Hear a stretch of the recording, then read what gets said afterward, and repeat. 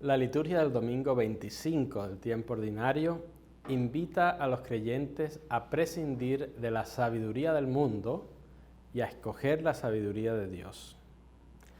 Solo la sabiduría de Dios posibilitará al hombre el acceso a la vida plena y a la felicidad sin fin.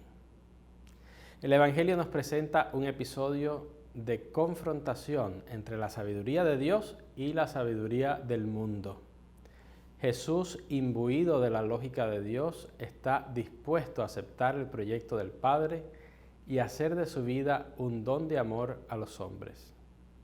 Y los discípulos, imbuidos de la lógica del mundo, no tienen dificultad para entender esa opción y para comprometerse con ese proyecto. Jesús les avisa con todo de que solo cabe en la comunidad cristiana aquel que escucha los desafíos de Dios y acepta hacer de la vida un servicio a los hermanos, especialmente a los humildes y a los más pequeños. En la comunidad de Jesús, solo es grande aquel que es capaz de servir y ofrecer su vida a sus hermanos. De esta forma, Jesús tira por tierra cualquier pretensión de poder, de dominio o de grandeza en la comunidad del reino.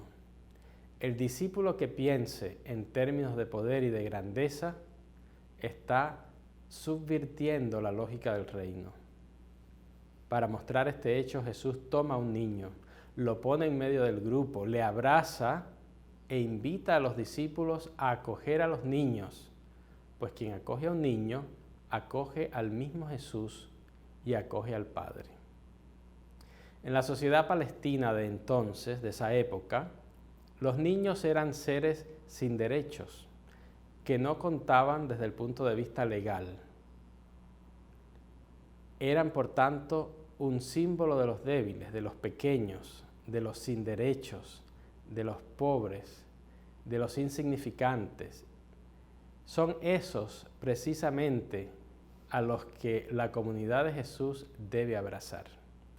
En el contexto de la conversación que Jesús está teniendo con los discípulos, el gesto de Jesús significa lo siguiente: el discípulo de Jesús es grande no cuando tiene poder o autoridad sobre los otros, sino cuando abraza, cuando ama, cuando sirve a los pequeños, a los pobres, a aquellos que el mundo rechaza y abandona. En el pequeño y en el pobre que la comunidad acoge, el mismo Jesús, que también fue pobre y débil, se hace presente. El Evangelio de hoy nos invita a repensar nuestra forma de situarnos ante la sociedad, dentro de la propia comunidad cristiana. La instrucción de Jesús a los discípulos es una denuncia de los juegos de poder, de las tentativas de dominio sobre los hermanos, de los sueños de grandeza, de las maniobras para conquistar honras y privilegios, de la búsqueda desenfrenada de títulos, de la caza de posiciones de prestigio. Estos comportamientos son todavía más graves cuando suceden dentro de la comunidad cristiana. Se trata de comportamientos incompatibles con el seguimiento de Jesús.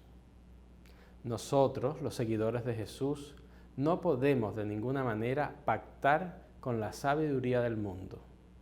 Y una iglesia que se organiza y estructura teniendo en cuenta los esquemas del mundo no es la iglesia de Jesús.